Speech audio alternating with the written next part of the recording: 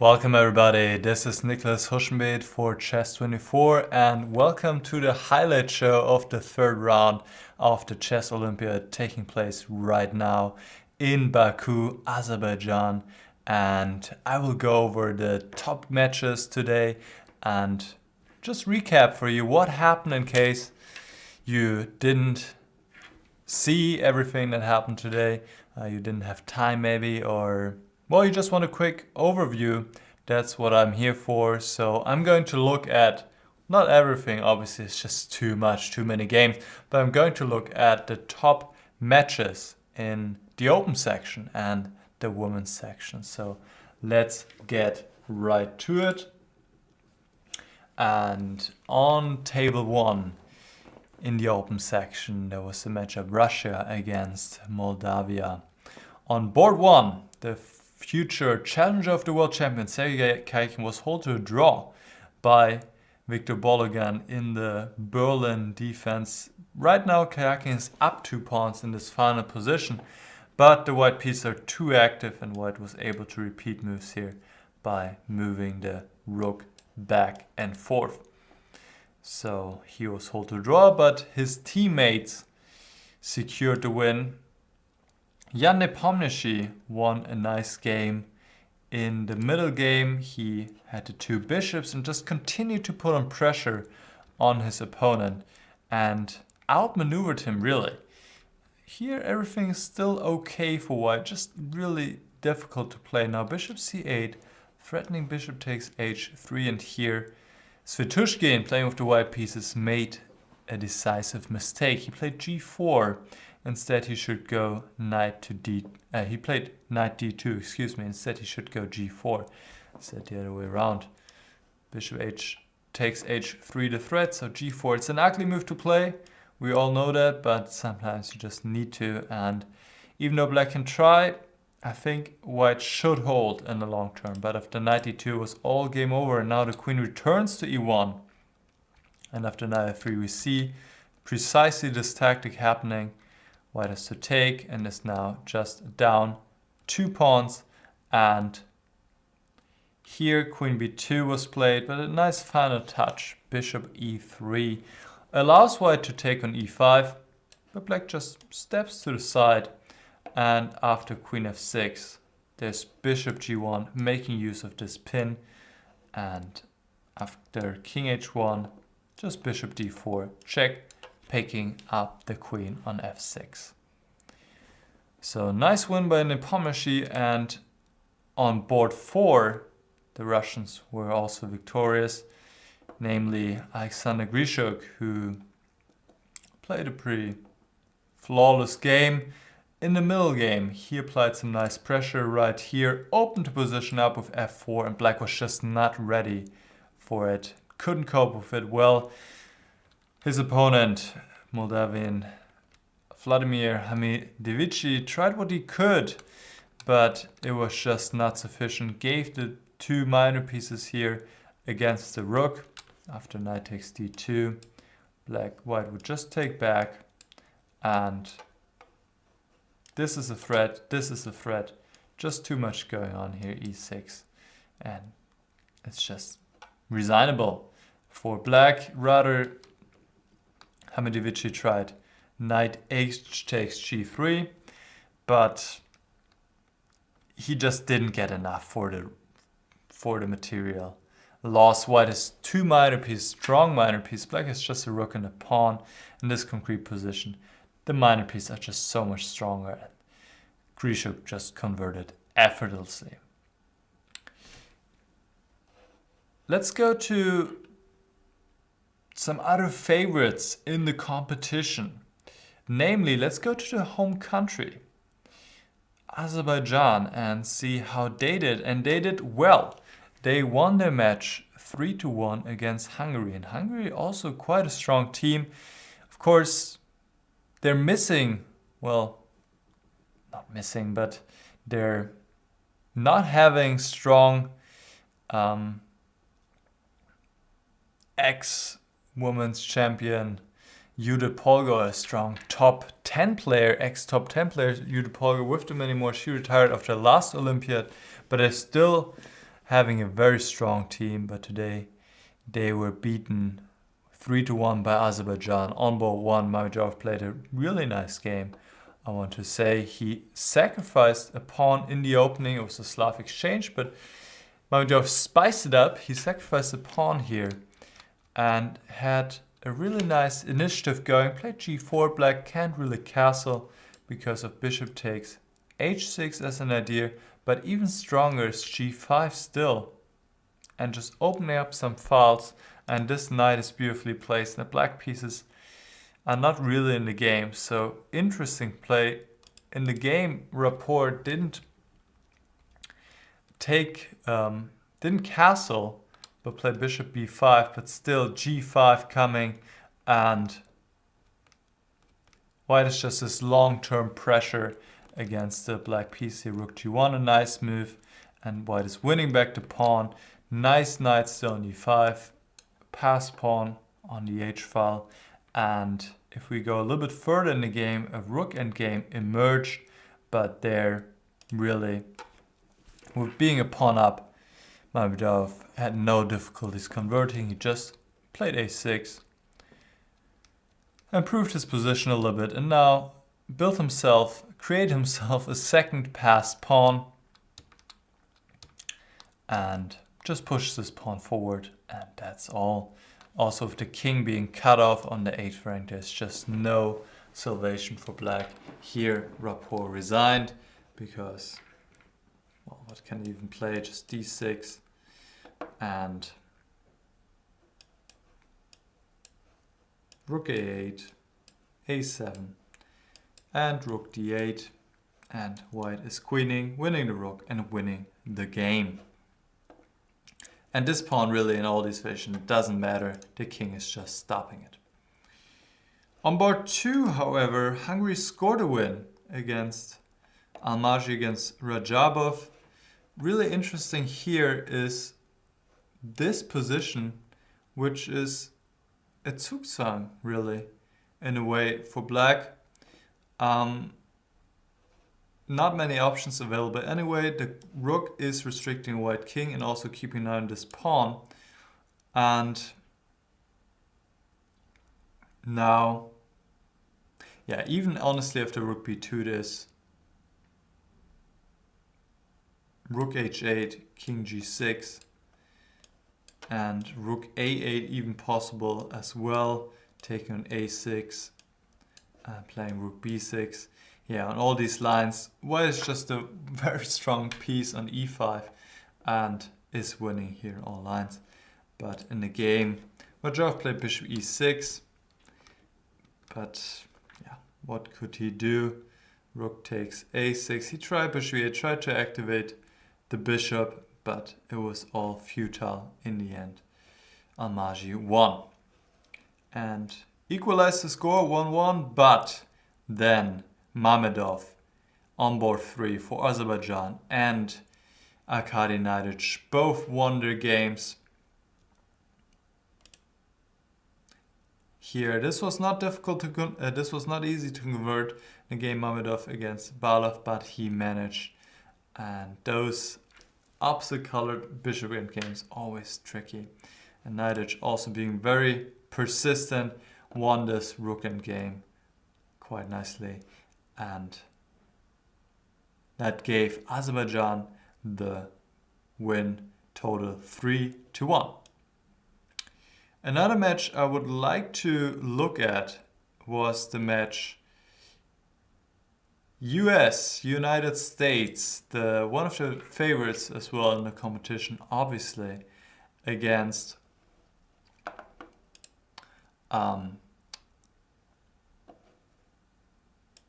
Argentina. And Caruana, the very strong American player, had quite a mixed game, I would say. I mean, this was quite action loaded, so we'll go through the moves a little bit here, see what happened. So white is kind of having an attack, but black is holding everything together for now. And it is going to heat up very soon.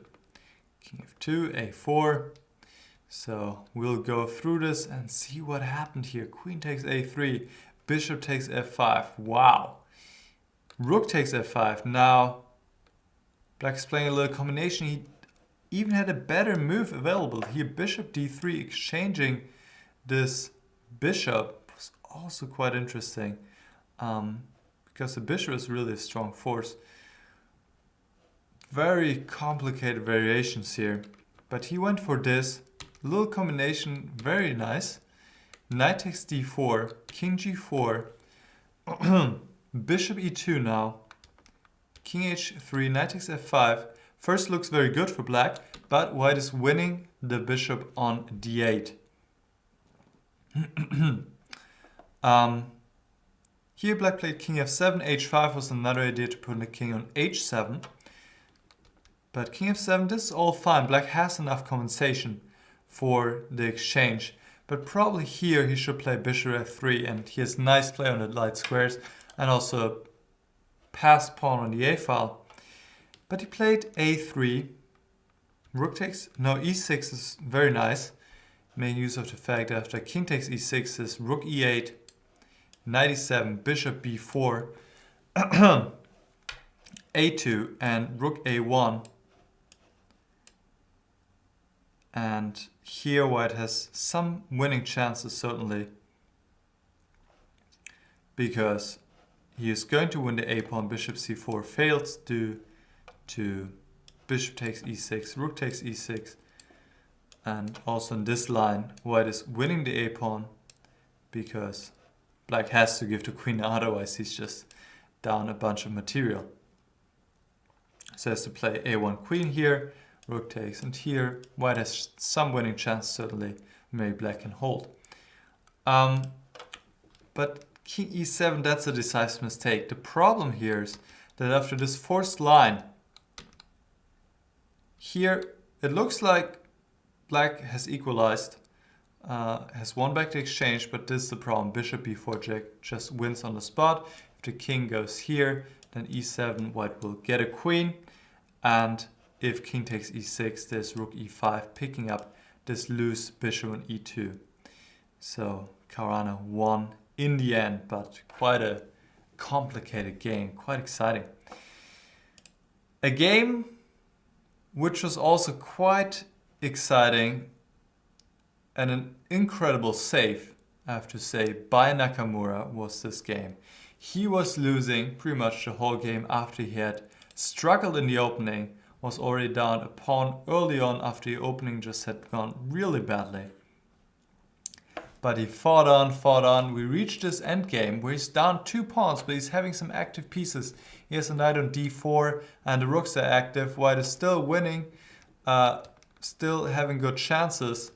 But in the end, we'll get to this decisive moment just a second. Nakamura really pulled off a last-minute escape. Let's get to it. So white is pushing the pawns and is actually winning here. Pushing the pawn, but this is the moment. Here actually black should play rook a8 and has still good chance to fight on, but rook a2 is a mistake, but it worked out perfectly for Nakamura. Here f5 is winning, and I'll tell you in a moment why. In the game, white played c7 and now it's a draw. Knight c1 is a beautiful resource, threatening knight takes d3, as well as the targeting this bishop, and the knight is really doing fantastic work here. After c8 queen, black can take on d3, take on e1, the bishop is also loose, and suddenly black is winning here.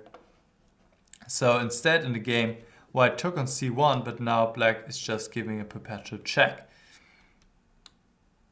King f1, rook h2, and this is a perpetual. So what white should have done in this moment is create some space for the king by playing f5. And only after g takes f5, if now knight c1, then white can just take. And since he has space now and safe place on f4, it just all doesn't matter anymore. But the same is true also after f5, g takes f5, now just c7. And that's it. that's just it. Knight c1 just doesn't work anymore. White just takes, puts the king on f4, and it's game over. So Mareko was very close for an individual upset here.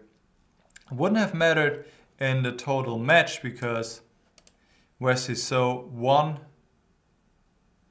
a very clear game, I would say, against Federico Perez, and Ray Robson drew his game. So total of 3-1 victory for the United States, but Nakamura was really on the verge of losing his game.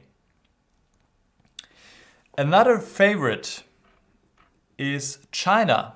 Actually, of course, the defending champion right now. So I also want to briefly look at their match and see what happened there.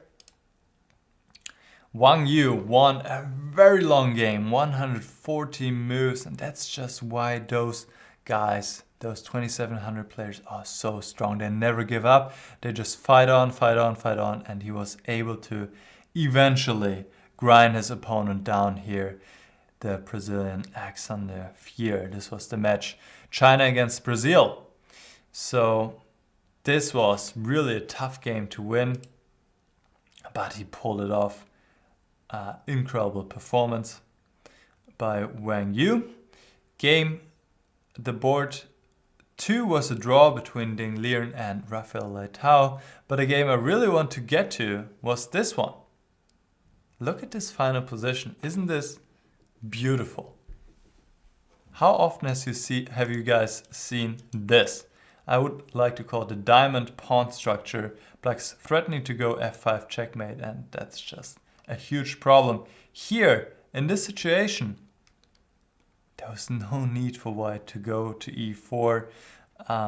He needs to play something else. Obviously, because of the king e4, king e6, he had to resign. So that was a huge mistake on the part of Barbosa, the white player here. If he moves the king somewhere else, black is still better with these strong pawns, but white can try to hold it, can try to defend. It will not be easy, of course. It will not be easy, but he's at least not lost immediately. He can try to hold it somehow. And in total, China won the match 3-1 because this game on board 4 resulted in a draw. One more match I would like to briefly mention, just because there were some interesting games as well, was the match Netherlands against Vietnam, which was very close and was won ultimately by the Netherlands 2.5 to 1.5 due to Anish Giri taking a win against Lee Kwang Liam, and Anish winning now his 3rd game in a row. Happy to see for him after he had a long, I would say, drought where he didn't win a game. Now he's back in action and looking good. In the middle game, or in the end game rather, he had a tiny advantage here, because black has a slightly worse pawn structure, and he managed to convert this with nice technique. Well done. And the game I want to point out, which was not decided, but it's just incredible sequence here, starting from this moment the game. Nguyen with the white piece against Robin van Kampen. Here Robin played g3, which is giving a rook temporarily. Queen takes f2, king d1, bishop g4 check. But it goes on. Rook h1, queen takes castle, rook takes h5. Black gives a bishop as well, but is putting his hopes on the g2 pawn, a g3 pawn. And here, actually, white could even take the advantage if he plays rook g5, queen f2, and bishop f1, putting the rook behind the pawn. And white is a tiny bit better. Of course, black is having compensation with the strong pawn, but there doesn't seem to be a way to make progress here for black if rook e8, just queen d3, threatening to exchange queens. But instead, Nguyen played bishop f1. That allowed another beautiful move here. Queen takes f1, giving the queen, and then playing g2 and the pawn will queen, because you cannot stop either g takes f1 or g1 queen. So white play queen d3, g1 queen, queen f5 check, wins back the pawn on f7, and that's it. White offered a draw and black accepted. The white king is a little bit weaker, but the white piece is so active, black cannot do anything really. So let's go to the women's section and see what happened there. And a huge surprise happened on table 1. China was held to a draw by Vietnam. Hu Yifan, for the first time playing in the Olympiad, this Olympiad at least, the first 2 rounds she set out, but today she came back into action and immediately scoring a nice win on board 1. But while the second game was a draw, on board 3, Chinese player Sao Shu lost her game against Nguyen Thi Mai Hang. So this gave the Vietnamese players to equalize the score, and then it was all up to board number 4. So let's just go through the last couple of moves here. So it seems black was on the attack for a while, sacrificed material. Let's just go back a few moves earlier. Right around here, nice sacrifice to crash through against the king, and hell broke loose. I don't know how else to put it. Here, knight g3, not repeating moves, but going for the win, and it all worked out beautifully for the Vietnamese player. Won back material, is up 2 pawns already and pushing this pawn, and yeah, knight d4, but now rook f7, stopping the queen trade. And here it is, the final onslaught and delivering checkmate right now. So huge win for Nguyen on board 3, and then on board 4, the Vietnamese player gave a perpetual, which was also a really interesting game. Had sacrificed a piece earlier and now gave a perpetual here. Actually, in this moment, and that's why I want to look at this again, because I remember there was a moment where white could have tried something, and this was the moment. Not giving the perpetual, but playing queen f6. What a move. Wow. Black cannot take, because now white has just too many pawns. Black has to stop. The knight cannot do it all, and white will actually win here, supporting the pawns with his king. This is of course not easy to calculate, but this wins for white. So black should play a move like queen f5 here, but after a queen trade, once again, white has the pawns going and will win. So Vietnam could have actually beaten China here, the huge favorite in this tournament, and of course also in this match. So China has to be lucky to get the 2-2 in the end, I would say. On table 2, let's just go there very briefly. Russia scored a clear win on board 1. Kostyuk won her game against Mominova, and the same can be said for board 2. And that was, by the way, the match Russia against Uzbekistan. Gunina won with the black pieces, and then board 3 and 4 resulted in a draw. I've forgotten one player who I should not forget, but you know, things happen. The world champion was also in action, Magnus Carlsen, the strongest player in the world. So let's finish this recap by looking briefly at his game and what he did. He's playing for Norway, of course, and they were facing Romania today. So let's look at his game just very briefly. And I need to find it first.